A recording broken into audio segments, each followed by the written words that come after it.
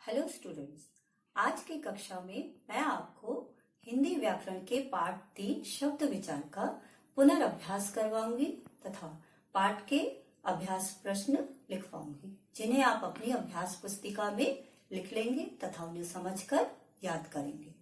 तो बच्चों, पाठ 3 शब्द विचार में हमने जाना था क्या शब्द क्या है। शब्द एक या एक से अधिक वर्णों का समूह होता है जो किसी न किसी अर्थ का बोध करवाता है, वो शब्द कहलाता है। शब्द के भेद। शब्द के 4 भेद होते हैं। पहला है अर्थ के आधार पर।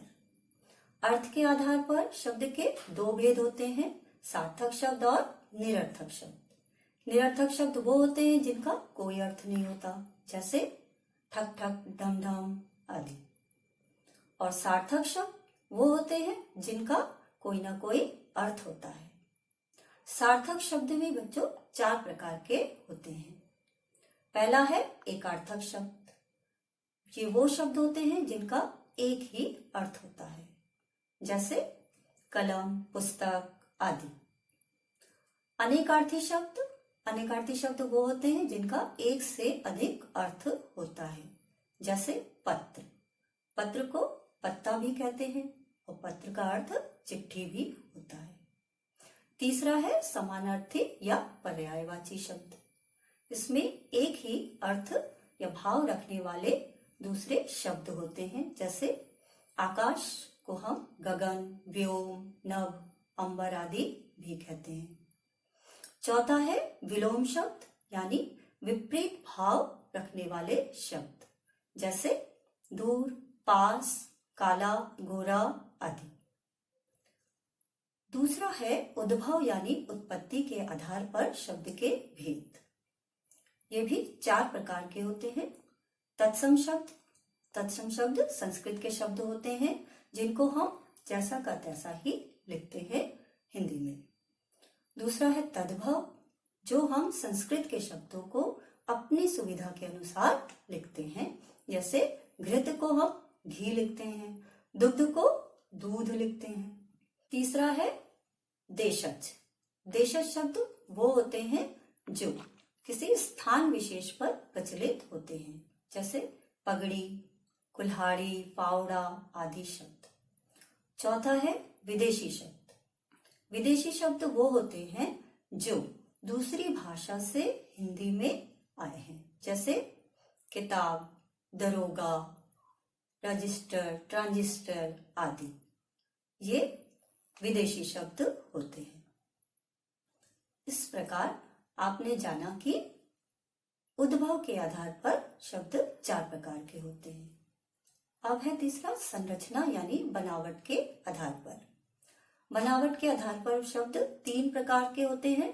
रूढ़ शब्द, जो एक ही अर्थ वाले होते हैं, यानी इनको तोड़ने पर अलग अलग कोई अर्थ नहीं होता, जैसे पानी, पुस्तक। पानी में पा और नी का अलग अलग कोई अर्थ नहीं होता। ऐसे ही दूसरा है यौगिक शब्द। यौगिक शब्द 2 अलग अलग शब्द मिलकर बनते हैं और दोनों का अलग अलग अर्थ होता है, जैसे पुस्तकालय। पुस्तक और आलय 2 शब्द मिलकर बना तो ये यौगिक शब्द हुआ। तीसरा है योगरूढ़। योगरूढ़ शब्द 2 शब्द मिलकर बनते हैं, लेकिन उनका अपना विशेष अर्थ होता है, जैसे दशानन। दश और आनंद। 10 और आनंद, लेकिन 10 मुख नहीं कहलाएगा, क्योंकि दशानन का मतलब है रावण। इस प्रकार संरचना के आधार पर 3 प्रकार के शब्द हुए। और चौथा भेद है प्रयोग के आधार पर। प्रयोग के आधार पर शब्द वो होते हैं जो हम वाक्य में शब्द को जिस रूप में प्रयोग करते हैं, जैसे संज्ञा, सर्वनाम, विशेषण, क्रिया, क्रिया विशेषण, संबंध बोधक, समुच्चय बोधक और विस्मय आदि बोधक।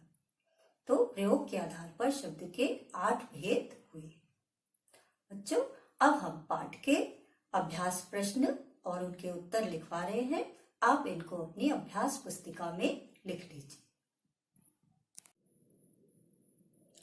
तो पहला प्रश्न है, बनावट के आधार पर शब्द के भेद उदाहरण सहित लिखिए। उत्तर है, बनावट यानी संरचना के आधार पर शब्द के 3 भेद होते हैं।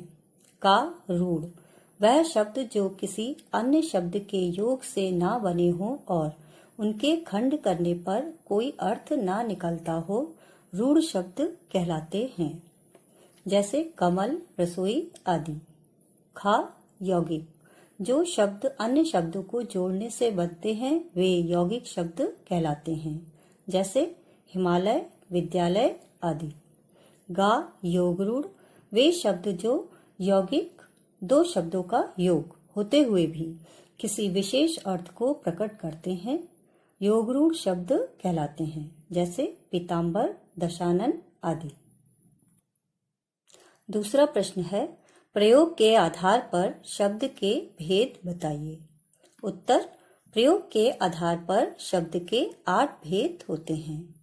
का, संज्ञा, खा, सर्वनाम, ग, विशेषण, घा, क्रिया, वा, क्रिया विशेषण, चा, संबंध बोधक, छा, समुच्चय बोधक, जा, विस्मय आदि बोधक।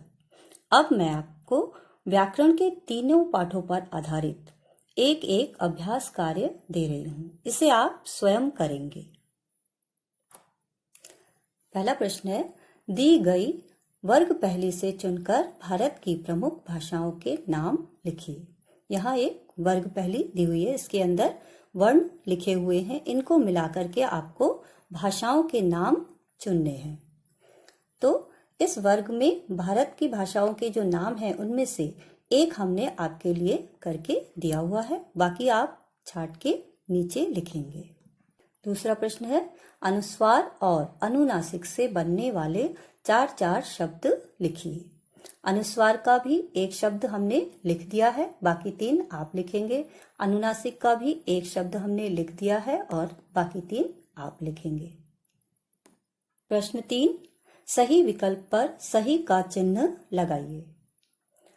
मनुष्य का तद्भव शब्द है, विकल्प है मानवता, मानव, मनुष्यता, मनुष्य। जो विकल्प सही है उस पे आप सही का चिन्ह लगाएंगे। ऐसे ही दूसरा है, भाई का तत्सम शब्द है भाद्र, भाग्य, भावी, भाग्यवान। तीसरा है, अग्नि का तद्भव शब्द है आम, आग, आवाज, आसरा। चौथा है, भौरा का तत्सम शब्द है भ्रम, सांप, भ्रमर, भाप। पांचवा है, कृष्ण का तद्भव शब्द है किसान, किरण, किशन, किवाड़। तो बच्चों, इन्हें आप स्वयं करेंगे और आज की कक्षा यही समाप्त होती है। धन्यवाद।